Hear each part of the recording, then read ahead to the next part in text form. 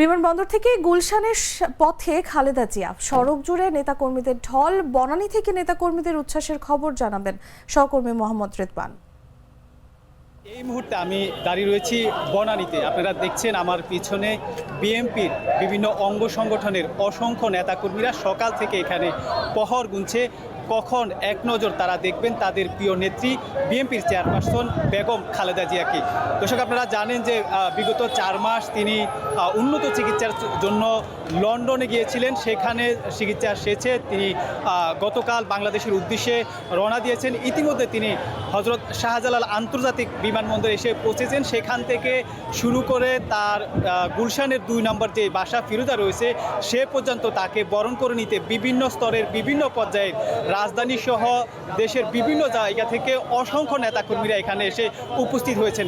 আমরা তাদের সাথে কথা বলেছি। তারা আমাদেরকে যেমনটি বলছিলেন যে দীর্ঘ 4 মাস পরে তাদের দেশনেত্রী বেগম খালেদা জিয়া দেশে ফিরছেন, এটা তাদের জন্য অত্যন্ত আনন্দের দিন।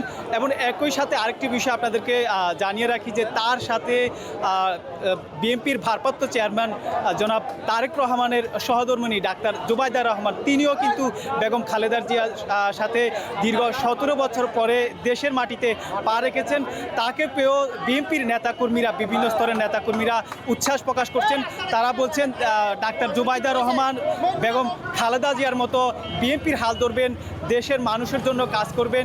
এই বিষয়গুলো তারা আমাদেরকে বলছেন। আমরা এখন তাদের কাছ থেকে জানতে চাইব যে আজকে বেগম খালেদা জিয়া দেশের মাটিতে দীর্ঘ 4 মাস পরে পা রেখেছেন এবং দীর্ঘ 17 মাস পরে ডাক্তার জুবাইদা রহমান তিনিও দেশের মাটিতে পা রেখেছেন। এই বিষয় নিয়ে তারা কি বলছেন? আমাদের নেত্রী দীর্ঘ 4 মাস পর, আজকে দীর্ঘ 4 মাস পর চিকিৎসা শেষে দেশে ফিরছেন। গণতন্ত্রের প্রতীক, এদেশের মানুষের জন্য তিনি আবশ্যের নেত্রী হিসাবে পরিচিতি লাভ করেছেন। কখনো অন্যায়ের কাছে মাথা নত করেননি। তিনি দেশনেত্রী Begum Khaleda Zia, mother of democracy, দেশমাতা হিসাবে তিনি ভূষিত হয়েছেন। আজকে দীর্ঘ চিকিৎসা শেষে বেগম খালেদা জিয়া দেশে ফিরছেন। এই আনন্দে আমরা বেশ কয়েকদিন যাবতীয় আত্মহারা ছিলাম। আজকে আমি আমার ব্যক্তিগত অনেক কাজ রেখে সকাল 7টায় এখানে আমি উপস্থিত হয়েছি শুধুমাত্র আনন্দের কারণে যে উনি আমাদের দেশে আসছেন, ওনাকে স্বাগত জানানোর জন্যে।